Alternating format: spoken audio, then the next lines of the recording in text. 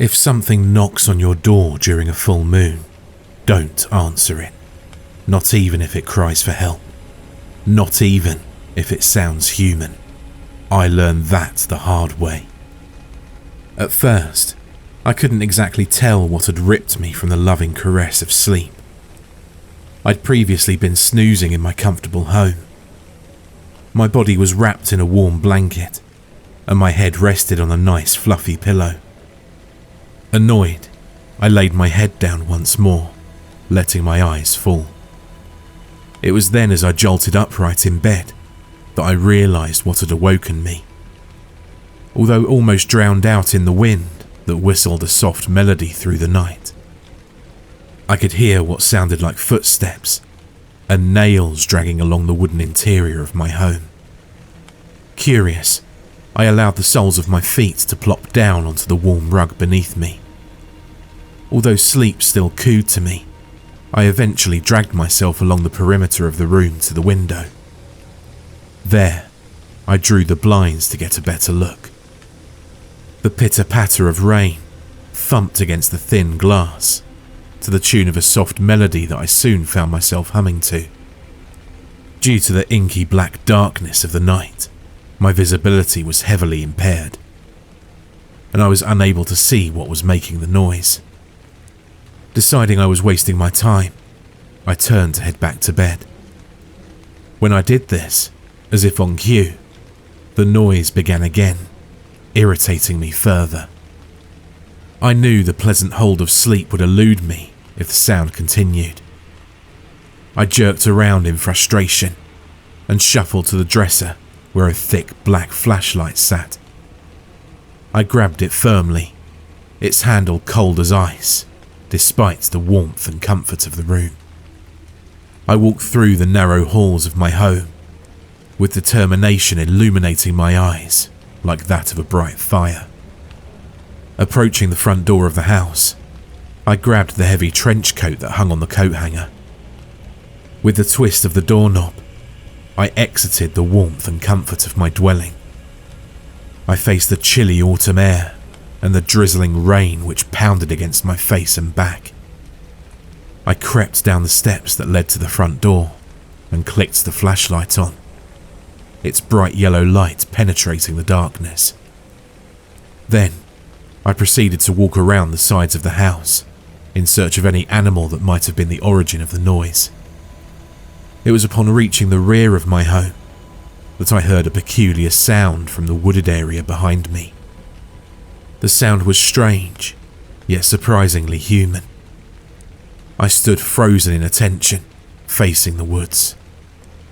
The shrill cries of what sounded like a man screaming for his life came from the intimidating outline of the enormous trees in the distance. They rocked gently in the wind and beckoned me to come closer. Though not particularly ecstatic to witness what lay beyond the foliage, I swallowed the saliva that had gathered in my mouth and stepped towards the woods. Naturally, my mind alerted me of the danger of my actions. A strong sensation filled within the pit of my stomach, urging me to flee. It took every ounce of willpower I had to ignore it. Slowly and steadily, I approached, gathering more and more distance from my home, getting closer to the underbrush. I felt the sensation of rain cease as my body went numb. Finally, I found myself on the outskirts of the woods. The soaked flora clutched at my clothing like tiny fingers that desperately clung to every thread. The flashlight proved most ineffective, as its once protective glow seemed to fade quite exponentially. Undeterred, I persisted onward. I'd been in the woods many times, although never at night. In the darkness, the surroundings were unfamiliar to me. With each step, a moist leaf or twig underneath my boot squished and snapped. My body shuddered with each passing minute of my aimless trek. Although whether this was caused by a growing level of adrenaline or the cold, I was uncertain of. The eeriness of being in an unfamiliar place on a night has no equal. I felt my toes curl as the wind that once violently rattled the vegetation quieted, and the rain that persistently beat against my body turned into a drizzle. The branches elegantly swayed in the night, caressed by the wind and sprinkling water droplets from the night sky. The soft melody of the crickets ceased, and I found myself startled by how quiet the forest had become. As unsettling as the dark was, the persistent lack of noise can invoke the strongest fears lurking in a man's soul. I stood alone in the quiet woods, the only audible sound being the soft tapping of water falling to the ground. I could hear my thoughts, my breath, and my heartbeat. I held no desire to move. Rather, I felt inclined to stand and be still. Still as the nature surrounding me. Still as the firm oak that stood before me, serving as an impenetrable wall of wood. And, in the stillness of the night, my ears picked up a very familiar noise. It was a voice, and a very raspy, sickly one indeed. One that made me forget the silence I was surrounded by. A voice that made the hairs on the back of my neck stand up.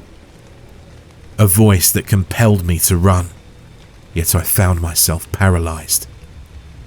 It was the weeping that had drawn me out of my home in the first place.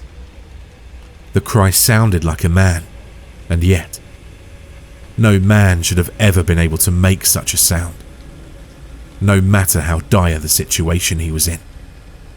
It was that of terror and pain, yet I could have sworn I heard slight giggles amidst the crying. I stood, for at the time that was all I felt I could do. I shuddered as the cry overcame the sound of the wind and was all I could hear. It dragged out even further, and its voice became scratchy and stressed. I wanted to retreat to my home, perhaps even call the police. Maybe I would have, had the shriek not stopped as abruptly as it had started. I observed my surroundings as my eyes adjusted to the darkness further. Turning about face, I began to walk back to my house. I didn't know what lurked beyond my vision, and following what I heard, I didn't care to learn. My legs took long strides on the seemingly endless path that would return me from the trenches of the dark to my house. I could see the rays of light seeping through the windows, welcoming me with open arms. My heart slowed along with my breathing as I approached the house, so close to where I belonged. I walked into the driveway, gravel crunching beneath my feet. Ascending the front patio steps, the wood underneath creaked ever so softly. I reached out my hand and held the cold doorknob. That's when I heard a loud thump from far behind me. Hustling inside, I slammed the door shut with haste. I locked the door and peered outside of my window towards the woods, which appeared far more menacing than they had before. My eyes fixated on the forest line, where I'd heard the thump originate. With a soft click, the flashlight gripped firmly in my hand shone its bright fluorescent light, illuminating the darkness. That's when I saw it. A figure, tall and dark, stood next to a tree. It wrapped its arm around the oak, resting its hand on a branch. Half of its body stayed hidden behind the tree, and the other half stood exposed. We stared at each other for the longest time, never breaking each other's gaze. The creature then shifted its body, coming out of the tree line. It was then, by the light of the flashlight and the moon, that it was revealed. I squinted at the creature, my heart pounding in my chest, beating and screaming in fright. I'd expected many things to emerge from behind the tree. Perhaps a monster, a ghost, maybe a demon from hell that came to collect my soul. Anything but this. There before me stood a man, and a man was all he was. I rubbed my eyes in disbelief, and when they refocused on the man, I knew my vision didn't deceive me. There was nothing special about him. He sported a large grey beard that swayed in the breeze. Lanky arms drooped by his sides, sitting parallel to his narrow legs. He was tall but slender, with only a few pieces of tattered clothes to shield him from the weather. I watched as the man sat on the ground in a crisscross fashion and rocked slowly with the wind. His lips moved as if speaking something, but I couldn't tell what he was saying. I sprinted to the kitchen and grabbed a large knife, the blade of which glimmered in the light. Thinking quickly, I also snatched my cell phone and rushed back to the window, not wanting to divert my attention from the mysterious man lurking outside for too long. Each breath felt heavier with every inhale. Beads of sweat steadily trickled down my forehead and onto the back of my neck. The man moved from his sitting position. He uncurled his legs and pressed his fingertips on the ground, pushing himself up. He stood straight, facing towards the house, his eyes fixated on mine. Around that time was when my head began to feel light. My surroundings dissolved before me, and my eyes focused on the man outside.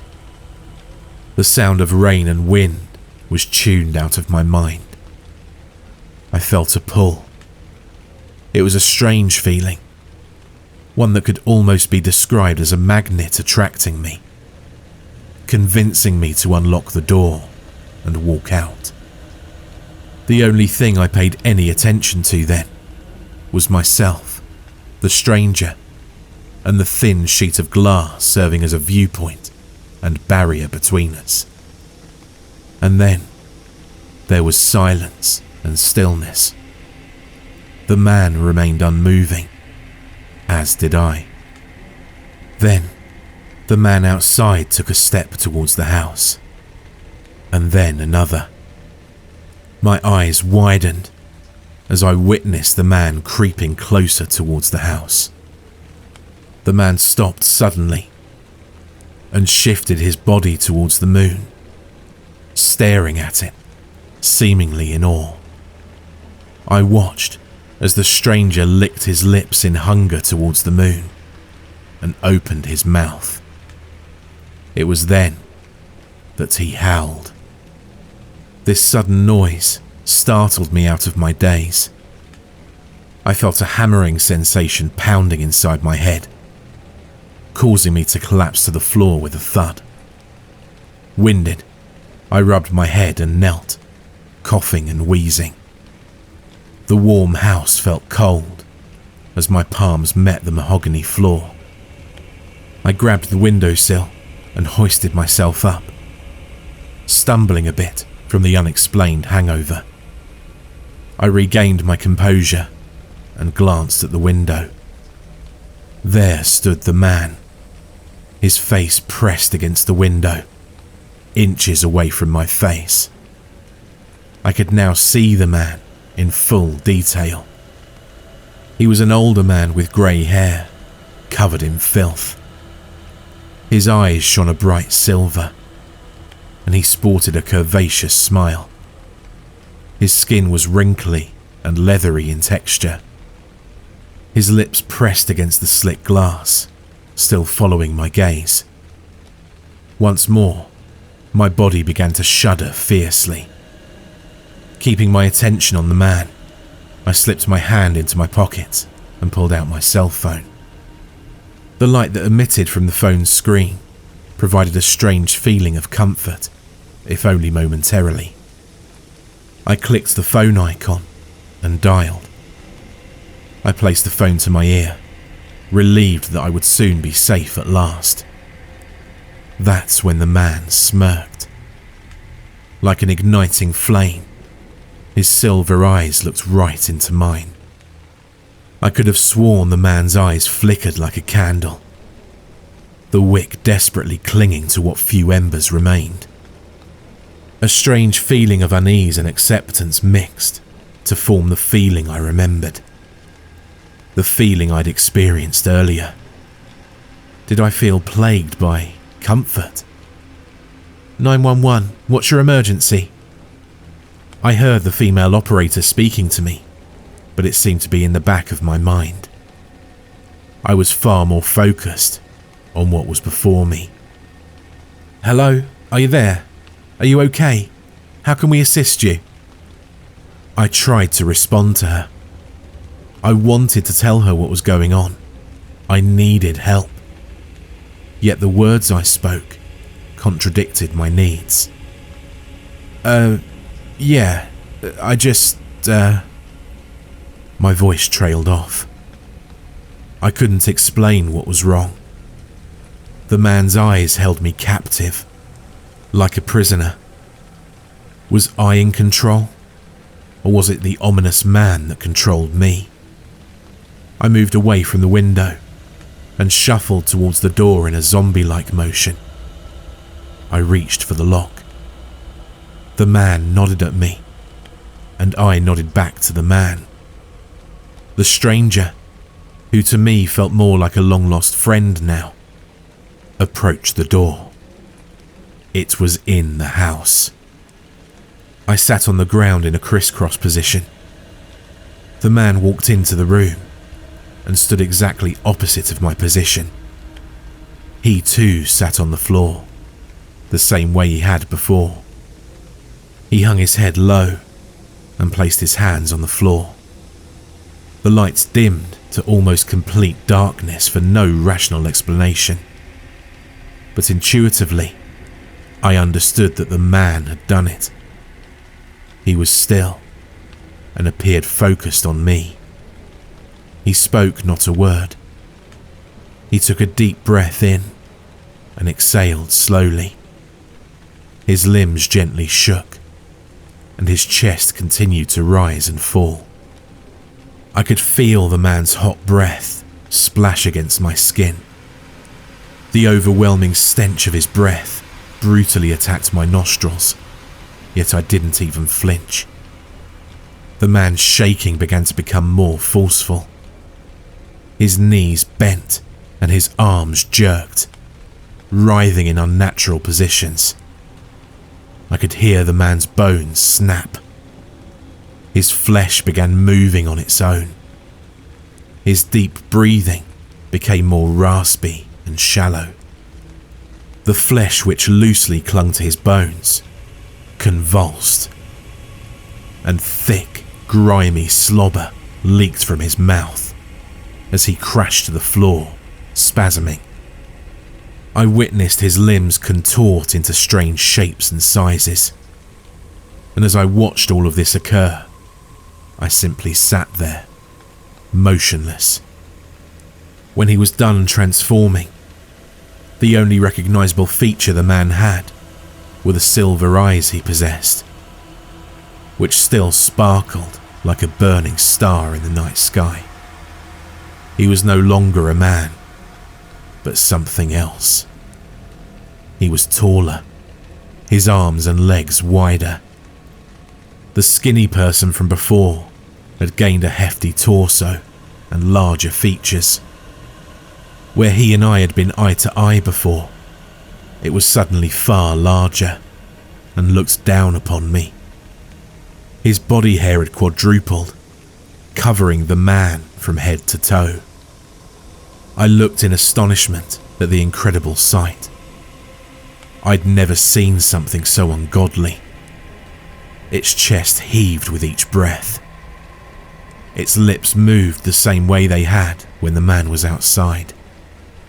He repeated the same word on his lips without saying it. I studied him closely. I watched his lips move and tried to discern what the beast was saying. Licking my lips and opening my mouth, I replicated what the beast had been saying all along.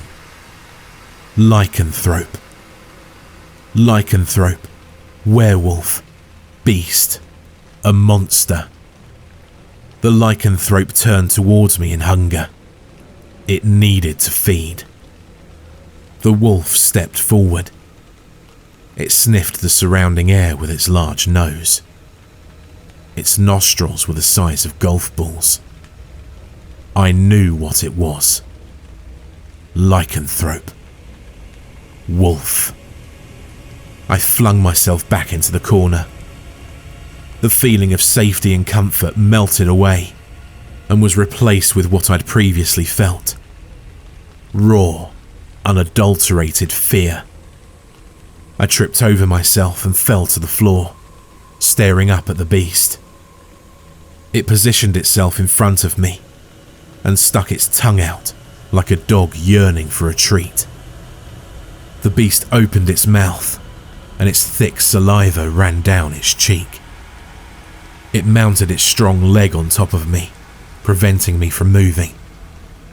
I desperately pounded my fist against the monster's leg, but to no avail. With each blow, the beast looked angrier and hungrier. It lifted its foot and smashed it into my side, rupturing my ribs. I screamed in pain as my arms fell to my side. I faced the heavens, struggling to breathe. Each breath I took felt like a sharp knife stabbing into my side. Hot tears welled within my eyes and ran down my face. I felt the taste of blood in my mouth, as well as the searing pain throughout my body. The wolf bent down in front of my face and sneered at me in victory. I glared at the wolf in hatred and spat at it, quickly causing the wolf to lose its grin. With that, I leaned my head back and waited for the beast to take my life. I awaited the sharp daggers for teeth the wolf had to tear into my throat and consume me. I prepared for the beast to rip me into two pieces with its enormous hands. The wolf opened its mouth, and I looked up in surprise. It had no teeth. All that stood in its mouth were gums where teeth should be. A slim black tongue like that of a snake exited the wolf's mouth. The tongue was forked and dark as char. It approached my mouth, attempting to enter. I tightly closed my mouth shut, realizing I was still afraid of death, even if I was utterly helpless. The wolf curled its fist into a ball and struck me in the gut, leaving my mouth gaping ajar. The wolf's tongue entered my mouth. I gagged as it touched the back of my throat. I realized the beast's tongue was impossible in length, as I felt it scratching the walls of my esophagus. My body writhed and squirmed in discomfort, as I felt that thing travelling further and further downward. The wolf began to inhale, its tongue acting as a makeshift straw. I felt lightheaded, yet the discomfort remained. The wolf snarled as its tongue wiggled in my stomach. My skin turned pale, and I realised my air was running out. I looked for a split second at the wolf's tongue. It was covered in a thick black substance that appeared to be entering my mouth. My eyes fluttered as I felt myself passing out from a lack of oxygen. My head fell to the floor. It was then that the wolf ripped its tongue out from my throat and stepped backward. I gasped for air, clutching my chest and trying to compose myself. As soon as I caught my breath, the wolf jumped back onto me and resumed his assault once more. It carried on for what felt like hours, and truth be told, I don't remember when it stopped. What I do know is that eventually the beast ceased its attack. I only caught a glimpse of it retreating, presumably disappearing into the forest from whence it came. It wasn't long after that a policeman entered my home, probably to follow up on my call from earlier. Walking into the living room, the officer found me slumped against a corner. As I stood up, I saw my reflection in a nearby window. A thick, chunky, black substance covered my lips. I was pale as the winter snow, with tear stains engraved into my face. I looked towards the officer and felt my lips begin to move. My expression never changed, and neither did the words I repeated in a shaky voice. My eyes stared ahead, unmoving, silver pupils radiating from the sockets like a burning flame. Lycanthrope.